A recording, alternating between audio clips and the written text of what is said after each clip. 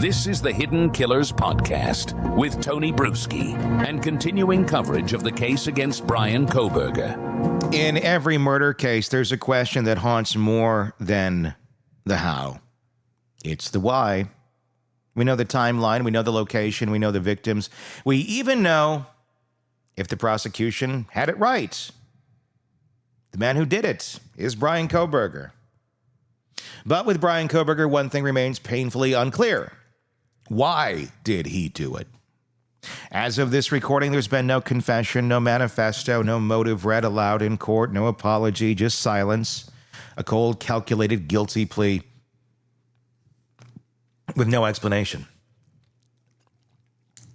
no emotion, and no closure for the families who lost everything.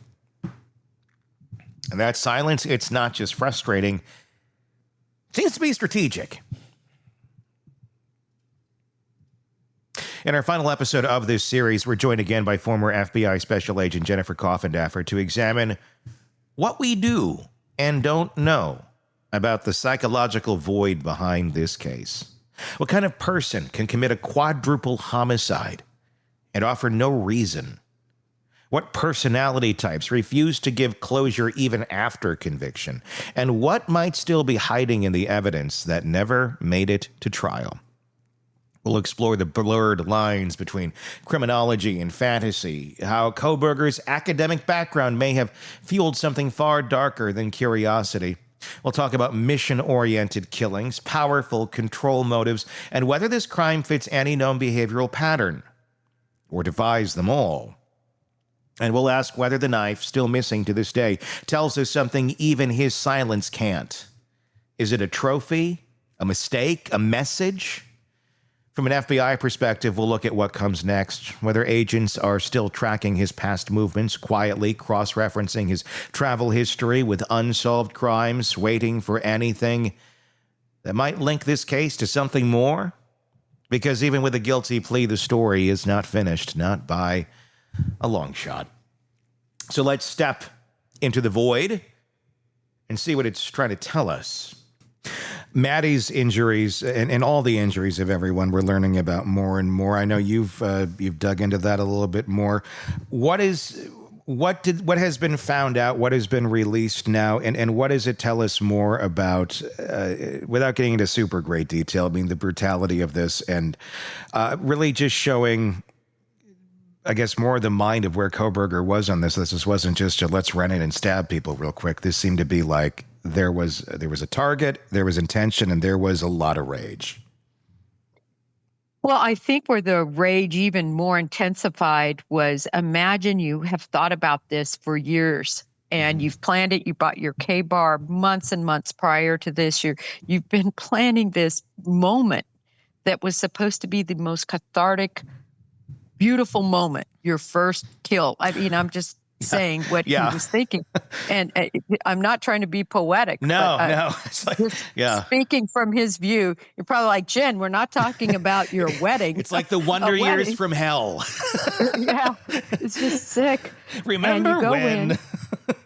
And there's Maddie laying there exactly how you want her, sound asleep, passed out. And then, oh my gosh, there's Kaylee there. So your entire dream, your vision, what you want is completely ruined now.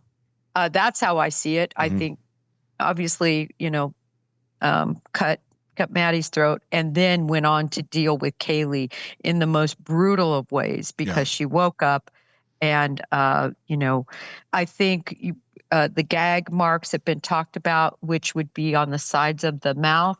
I don't think this was an official tie-up with a gag.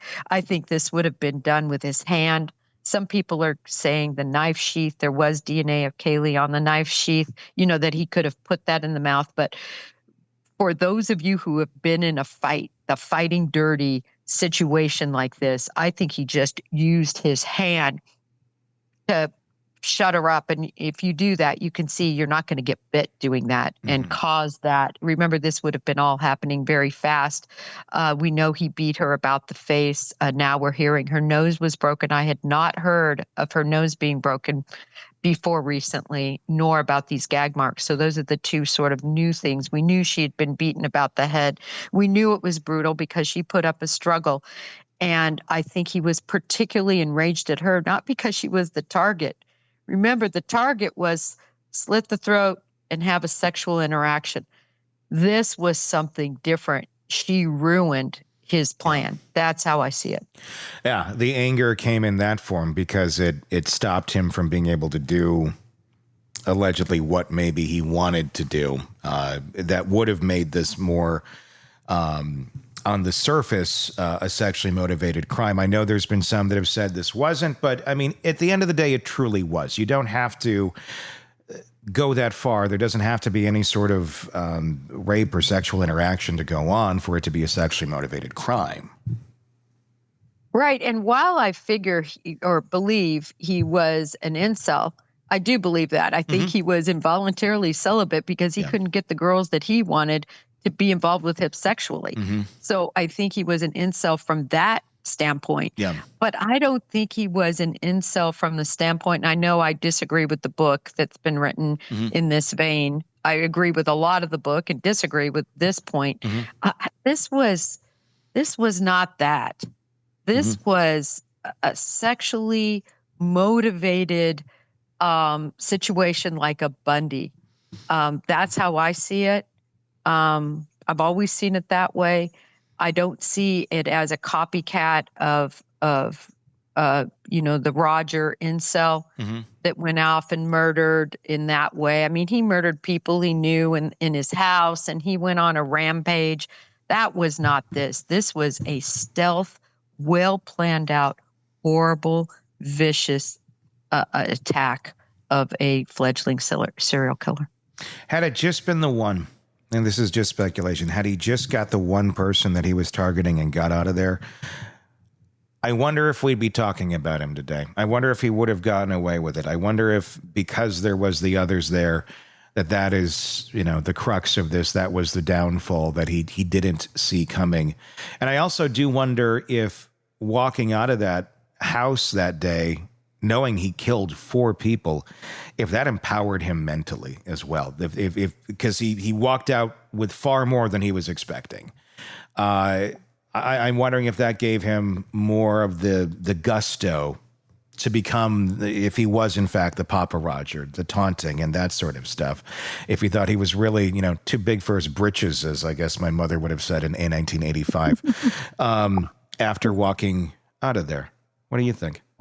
Well, 2 things. First of all, I completely agree with you. I think it was the tussling and the rampage situation with Kaylee that caused that knife sheath to dislodge. He had to have had it secured on his person in some way, either in his pocket, if he had the coveralls on and then underneath had the other outfit, or if he had regular pants, which is a possibility. We don't know. We're going to find out. If he had that secured in there. Again, you always want your knife sheath handy. Typically, you don't want it on your belt because it's hard to draw. Everybody can picture that. The pulling for the knife out of the sheath is very difficult to do it when it's on your person. Still, it wasn't obviously affixed to his person. We know that because it was left behind. Would it have been left behind if he simply had done what he planned with Maddie? I don't know. To your point, and that we might not know it was Bryan Kohberger, or at least have his DNA in this strong case. So I agree with you. That knife sheath was the ticket to a conviction. What are you waiting to see come out? What are you most curious about that has not yet, as of our recording, been released? I want to know about other possible victims that he had planned. And I think that they have a lot of that from the standpoint of other surveillance. I really am curious to see if what I suspect is true, and that is that there were other 1122 King Roads. He focused on that one, and that's the one he went with. But if there were any others out there, any other people that, wow, they didn't know how close they were to this. I want to know about that shoe print. I've always wondered if that Van shoe was his shoe. I want to know what size it was. I think he was size 13, if I recall correctly. Don't hold me to that. It could have even been a 15, but I've posted on the shoe size. So I think they know if it was that large size of shoe. I want to know, I really want to see the interviews of both Bethany and Dylan, the detail of it all. I mean, we have such snippets. They interviewed them multiple times, and those are going to be long, long 302s. Yeah. I would love to see all that information. I want to see the FD 302 of Bryan Kohberger that was began and ended. I want to see the exact video surveillance entirety of exactly pinpointing where he was, where he parked, where they have him. I know they might not have it precisely, but they're going to have it pretty close. I want to see the different bandages. I want to learn sort of from him in terms of the true how he planned this and exactly what he did to get there. So here we are. The trial didn't happen. The verdict didn't need to be read, but the questions, they're still hanging in the air. Bryan Kohberger pled guilty. He didn't speak in that initial plea. He didn't apologize. He didn't explain. And for the families of Ethan, Kaylee, Madison, and Xana, that is not justice. That's just the end of the paperwork. As Jennifer Coffindaffer so clearly laid out, there's a type of mind that doesn't care about closure, that finds power withholding answers, that enjoys the vacuum it creates. If Kohberger is guilty and his own plea says he is, then the case is a prime example of what happens when someone treats real life like a sandbox for fantasy, where the people hurt don't matter, only the control does. What's terrifying is how little we still know. No clear motive, no known history of violence, no confessions. Just a man who, if the charges are accurate, walked into a home and wiped out 4 lives with surgical focus, and walked out into the night like it was a thought experiment come to life. And the truth is, the FBI may still be looking, still digging, still searching databases, tracking timelines, checking for other unsolved cases that might match his behavior.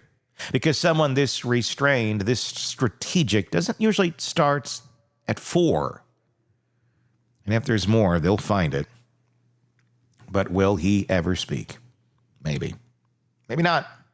Some killers find their voice in prison, not out of remorse, but because the spotlight is still addictive. Others stay quiet because power for them is knowing something you don't.